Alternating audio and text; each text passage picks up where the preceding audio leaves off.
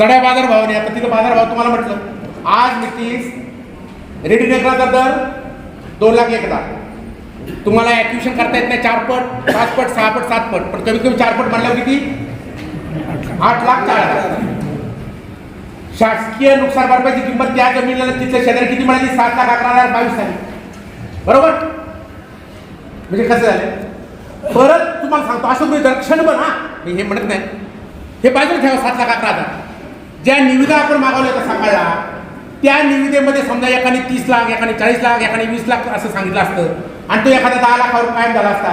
ती जरी केली असती तरी कायदेशीर ठरला असतं एखादा कॉन्ट्रॅक्टर आला तो म्हणला